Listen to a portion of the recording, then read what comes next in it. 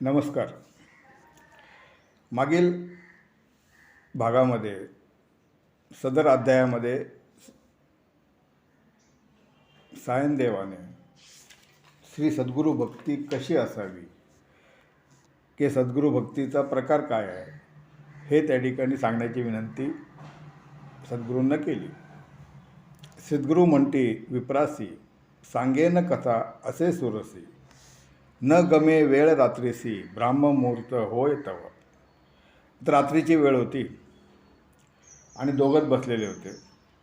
अशा वेळेस त्या ठिकाणी सद्गुरू त्याला सांगते झाले की ऐक म्हटले की पूर्वी कैलासावरती शंकर आणि पार्वती एकांतामध्ये बसलेले होते. त्यावेळेस त्या ठिकाणी पार्वतीने ईश्वराला विनंती केली की सद्गुरू भक्ती म्हणजे काय, त्याचं महत्त्व काय आहे ते मला सांगा. त्यावेळेस शंकर तिला बोलते झाले की जोची शिव तोची श्री सद्गुरू. कारण जो श्री सद्गुरू भक्ती करील, साध्य होय तात्काळ, यज्ञ दान तप फळ सर्व सिद्धी त्यासी होय. हे सांगितल्यानंतर ईश्वर पार्वतीस एक दृष्टांत सांगता झाला की त्वष्टा ब्रह्मा, एक ब्रह्माचा अवतार होता. त्याला एक पुत्र झाला आणि त्या पुत्राला त्या ठिकाणी त्यांनी सद्गुरूच्या सेवेसाठी, शिक्षणासाठी त्या ठिकाणी सद्गुरूंपाशी पाठवले. आता अनेक काळ तो तेथे राहत होता. आता एके दिवशी तिथं पाऊस भरपूर पडला. अशा वेळेस ती जी पर्णशाळा होती, म्हणजे आपण झोपडी म्हणू, ती गळत होती. अशा वेळेस सद्गुरूंनी त्या त्वष्टपुत्राला बोलवलं आणि त्याला सांगितलं की आता ही पर्णशाळा आहे ती अतिशय जीर्ण झालेली आहे, की दरवर्षी आपल्याला त्या ठिकाणी संकट किंवा त्या ठिकाणी प्रॉब्लेम येतो आहे. तर मला असं एखादं घर तयार कर की ते न तुटे कधी, राहे स्थिर, दिसावे रम्य मनोहर आणि असावे सर्व परिकर, शीघ्र करी गा ऐसे ग्रह. असं त्या त्वष्टपुत्रेस ते सांगते झाले. आता त्याच वेळेस सद्गुरूंची त्या ठिकाणी पत्नी, तिने त्याला सांगितलं की अशी कंचुकी मला आण, ब्लाऊज चोळी, की नसेल विणली अथवा शिवली, विचित्र रंगी पाहिजे केली, माझे अंगाप्रमाणे वहिली, त्वरित आणि म्हणत असे. मग ते सद्गुरूंच्या त्या ठिकाणी पत्नीने त्याला सांगितलं. तेवढा सद्गुरू पुत्र त्याला बोलता झाला की मला अशा पादुका आण की ज्या जशा पाण्यावर चालतील, की त्यांना चिखल लागणार नाही, माझ्या पायाप्रमाणे त्या ॲडजस्ट होतील आणि मला जिथे जायचं असेल तिथे ते मला घेऊन जातील.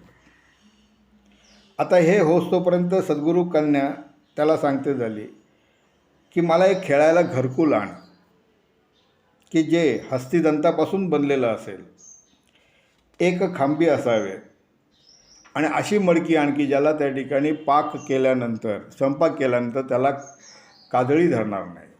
आता हे सगळं सांगितल्यानंतर तो त्या क्षणाला त्या ठिकाणी निघाला. आता त्या महारण्यामध्ये त्या ठिकाणी प्रवेश केला. आता मनी चिंता बहु करी, की आपण बाळ ब्रह्मचारी, काय जाणे याची परी, केवी करू म्हणत असे. की तो अखंड चिंतन करत होता की आता कसं काय मी करू, काय गती आपणासी, शरण जाऊ कवणापाशी, अशक्त बाळ या कामासी, अंगीकार का केला. की आता मी शरण कोणाला जाऊ, आपल्याला गती काय आहे.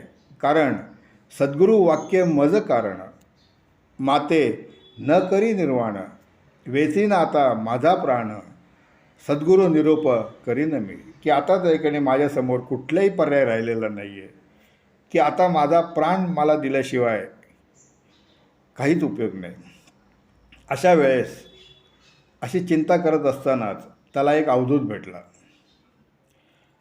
आता तो भेटल्यानंतर त्याने त्याला नमन केलं आणि तो विचारता झाला की भेटलासी तू निधानू, जैसी वत्सा लागी धेनू, दुःखिष्ट झालो होतो आपणो, आपणा देखता मन माझे निवाले, की तो त्याला बोलता झाला त्या अवधूतास की खरोखरच मी अतिशय दुःखी होतो, परंतु तुम्हाला बघितल्यानंतर माझं मन शांत झालं आहे, की जैसे चकोर पक्षी आते चांदणे येता मनम हर्षते, तैसे तुझ्या दर्शन मात्रे आनंद झाला स्वामिया. की ज्याप्रमाणे चकोर पक्षाला चांदणं आल्यानंतर जो आनंद होतो, तसं तुझ्या दर्शनाने मला आनंद झालेला आहे. की कदाचित माझे पूर्वार्जित पुण्य काही केले म्हणून तू भेटलासी निदान कृपा सिंधू परमपुरुषा. की माझं काही पूर्वार्जित पुण्य असेल की त्या योगे तू मला आता भेटलेला आहेस. कारण होशील तूच ईश्वरू का तर माते कृपा केली श्री सद्गुरू. कारण श्री सद्गुरू कृपेनं त्या तू भेटलेला आहे, तू ईश्वरच असशील. तुझं देखता मनोहरू अंतकरण स्थिर झाले. की तुला बघता क्षणी माझं मन, माझं अंतकरण स्थिर झालेलं आहे.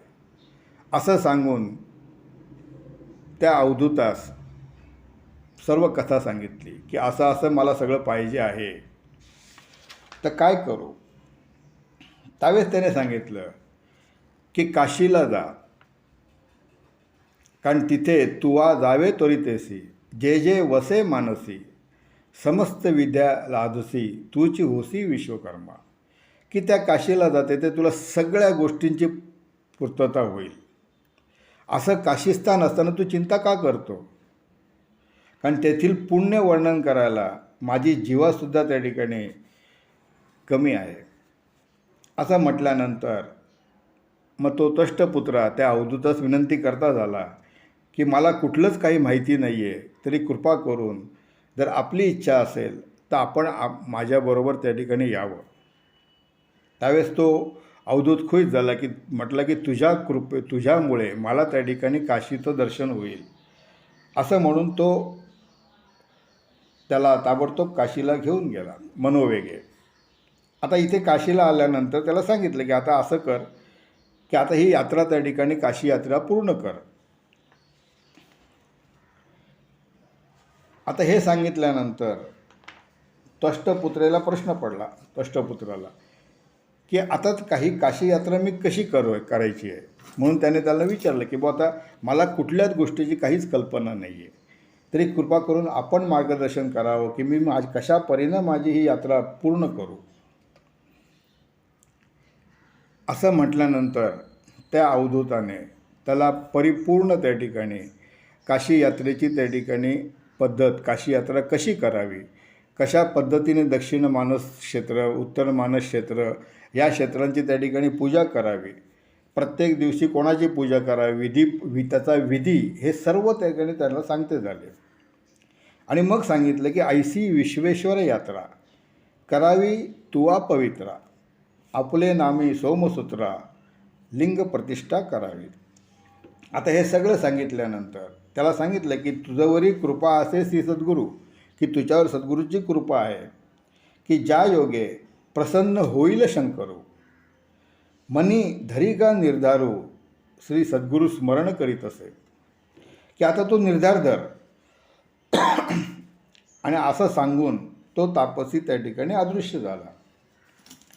त्यावेळेस तष्टपुत्रेस त्या ठिकाणी शाश्वती आली की खरोखरच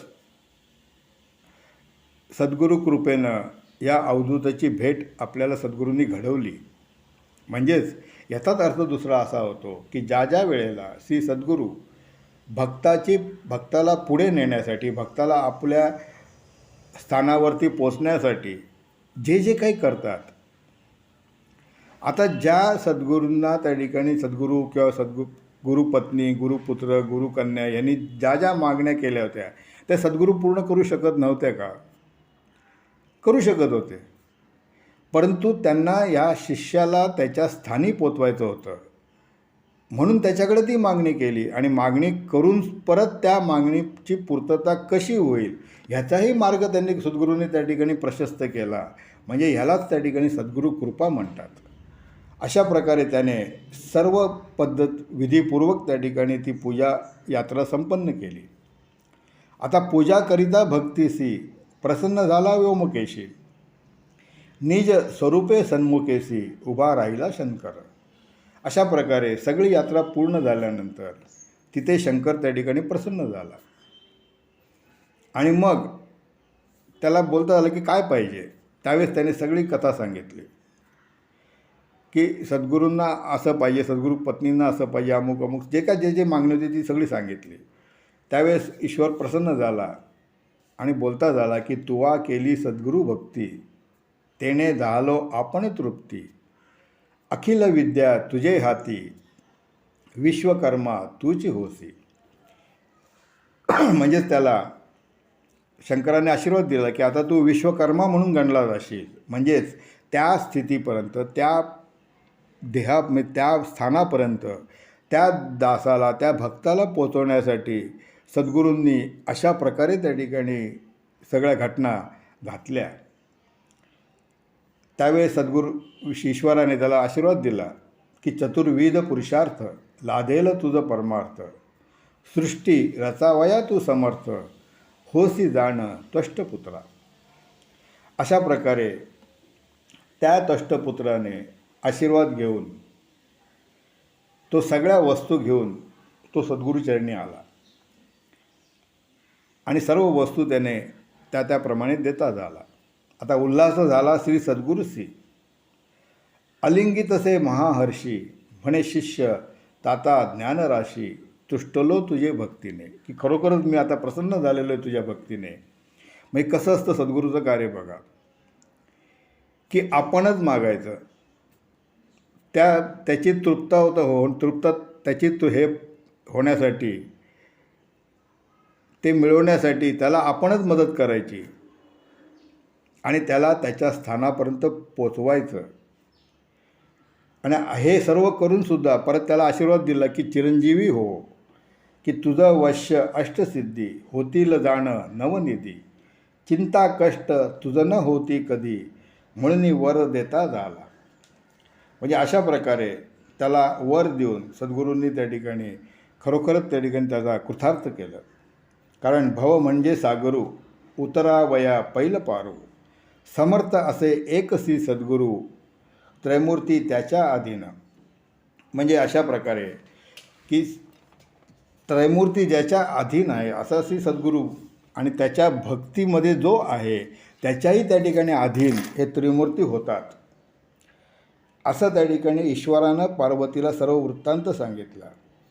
आणि सद्गुरूंनी सायनदेवाचा विस्तार सांगितला. त्यावेळेस सायनदेव बोलला की काशी यात्रा विधान, निरोपिले मज विस्तारून, ते वेळे तेथेची होतो आपण, तुम्हा सहित स्वामिया. पाहे आपले दृष्टांती, स्वामी काशीपुरी असती, जागृती अथवा सुषुप्ती न कळे माते स्वामिया. की तो सायनदेव त्याला नमन करता झाला की तुम्ही मला काशी यात्रेचं विधान सांगितलं, परंतु प्रत्यक्ष मी तेथेच होतो तुमच्याबरोबर, की मी सर्वच जागेने बघितलं. आता जागृतावस्थेत का सुषुप्तावस्थेत ते मला कळत नाही आहे, पण मी बघितलं सगळं. असं म्हटल्यानंतर त्याने त्या सायनदेवाने त्यांची त्या ठिकाणी हे केली, स्तुती केली. आणि मद दाविला परमार्थ, लभ्यचारी पुरुषार्थ, तूची सत्य विश्वनाथ, काशीपुर तुझं पाशी. असं म्हणून त्यांच्या चरणावरती लोटांगण घातलं आणि विनंती केली की मी आता तुमच्यापाशीच राहणार आहे. त्यावेळेस सद्गुरू बोलले की जरी राहसी आम्हांपाशी, नको वंदू म्लेच्छांसी, आणोनिया स्त्रीपुत्रांशी भेटी करवी म्हणितले. की जर माझ्यापाशी राहायचं आहे तर म्लेच्छांना वंदन करू नको, असं सांगून त्याला सांगितलं की तू तुझ्या स्त्री पत्नी मुलांना घेऊन ये.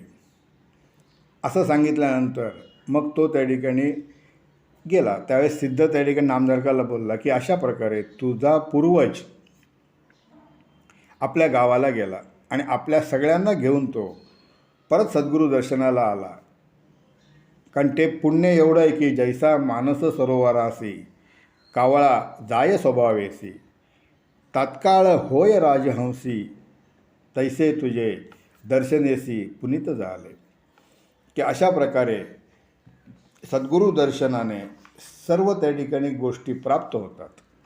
मग त्या सिद्धाने नामधारकात सांगितलं की तुझा पूर्वज सद्गुरू दर्शनाला आपल्या पत्नी मुलांसकट गेला आणि सद्गुरूंनी सगळ्यांना आशीर्वाद दिला आणि एक व्रत करायला सांगितले. मग त्या व्रताचा महिमा त्या ठिकाणी सद्गुरूंनी त्यांना सांगायला सुरुवात केली की पूर्वी कौंडिण्य ऋषी होते, त्यांनी हे व्रत केलेलं होतं.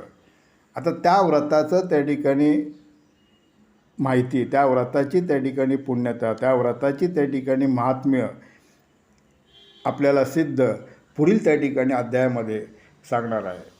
इति श्री सद्गुरू चरित्रामृते परमकथा कल्पतरू श्री नरसिंह सरस्वती उपाख्याने सिद्ध नामधारक संवादे काशी यात्रा त्वष्टपुत्र आख्यान सायनदेवर लाभो नाम एकचत्वारिशोऽध्याय. श्री सद्गुरू दत्तात्रयार्पणमस्तु. श्री सद्गुरुदेव दत्त. जय जय रघुवीर समर्थ.